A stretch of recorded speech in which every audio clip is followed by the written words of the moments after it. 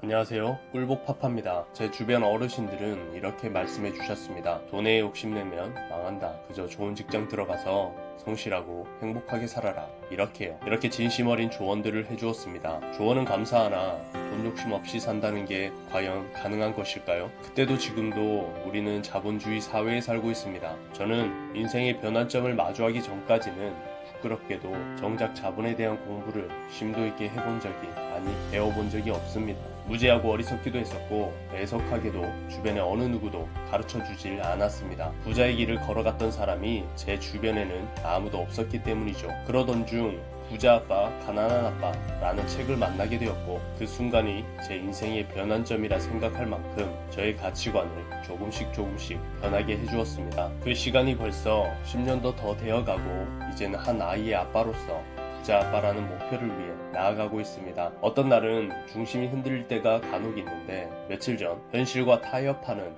내 모습을 반성하고 이 책을 다시 꺼내어 읽어보며 초심을 바로잡고 용기를 얻을 수가 있었습니다. 매번 이렇게 저의 길잡이 역할을 해주는 좋은 책이기에 그 이로움을 전달하고 나누면서 선한 영향을 주고자 이렇게 영상을 만들게 되었습니다. 부자 아빠 가난한 아빠의 저자 로버트 키요사키에게는 두 분의 훌륭한 아버지가 계셨습니다. 한 분은 대학교 4년 과정을 2년 만에 마칠 정도로 똑똑하셨으나 가난하였고 다른 한 분은 중학교도 채 졸업하지 못하였지만 부자이셨습니다. 두 분 모두 가족을 위해 애를 쓰는 점은 같았지만 돈에 관하여서는 전혀 다른 관점을 가지고 있었습니다. 한 분은 똑똑한 사람이 되어 기업체에 가서 일해라 라고 말하는 반면 한 분은 스스로 기업체를 세워 똑똑한 사람들을 채용해라 라고 조언해줍니다. 지적이신 아버지는 돈을 사랑하는 것은 모든 악의 근원이다 라고 말씀하셨고 부자이신 아버지는 돈이 부족하다는 것은 모든 악의 근원이다 라고 말씀하셨습니다. 뭐가 더 이 사회를 살아가는 데 있어 더 이로운 조언일까요? 그는 말합니다. 만약 아버지가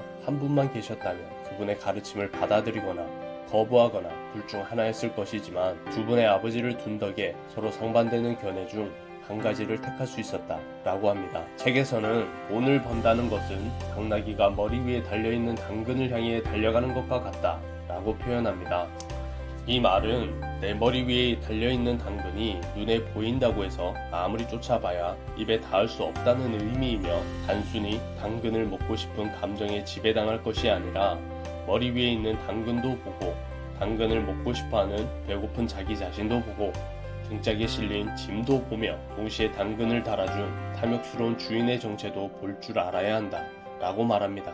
이것이 로버트 키요사키가 부자 아빠, 가난한 아빠 첫 장에서 말하는 가난에서 탈출하는 첫걸음입니다. 이 책에서는 어느 누구도 가르쳐주지 않았던 부자의 마인드, 금융 지식, 그리고 부자 아빠의 인생 교훈 등을 알차게 담아놓았습니다. 사람들이 돈을 벌지 못하는 이유는 두려움과 욕망을 제어하지 못하기 때문이고 돈을 쫓지 않는다고 말하지만 현실은 돈을 벌기 위해 억지로 회사를 나가고 일부는 돈을 잃을까봐 걱정이 되어서 밤잠을 설치기도 한다는 것입니다. 그러면서도 우리는 돈을 쫓으며 살지 않는다 라고 스스로를 기만하는 것입니다.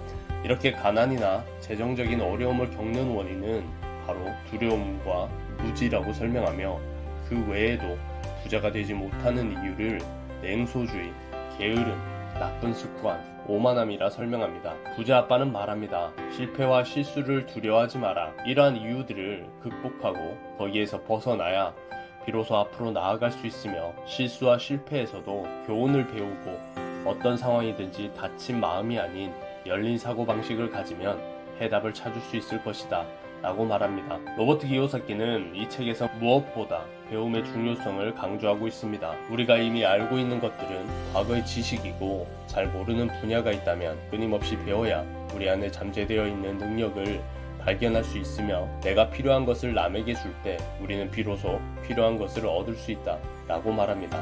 저는 이 책을 꺼내어 보면서 늘 부자 아빠가 되자 라고 주문을 외웁니다. 사람은 말하는 대로 변하기도 하니까요. 강하고 예리한 검을 만들기 위해서는 뜨거워진 쇠를 두들기고 또 두들겨야 하듯이 우리는 자신을 두들기고 또 두들기며 나아가야 합니다. 언젠가 그 칼이 완성되었을 때는 그 손잡이를 쥐고 이롭게 사용하시길 바랍니다. 저도 언젠가 강하고 예리한 검이 완성되었을 때 그 손잡이를 꼭 쥐고 저의 사랑하는 아이와 저를 지지해주는 아이 엄마를 위해 이롭게 사용하고 싶습니다. 변할 것인가 거부할 것인가 스스로 변할 수 없다고 말하는 건 어쩌면 변화를 두려워하는 마음과 고통을 감내하지 않으려는 게으름이 아닐까 합니다. 저자가 마지막 페이지에 한 말을 인용하면서 마치겠습니다. 우리 모두는 두 개의 훌륭한 선물을 받았다. 바로 우리의 정신과 시간이다. 이 두 개의 선물로 무엇을 할 수 있을지는 오직 우리 자신에게 달려있다.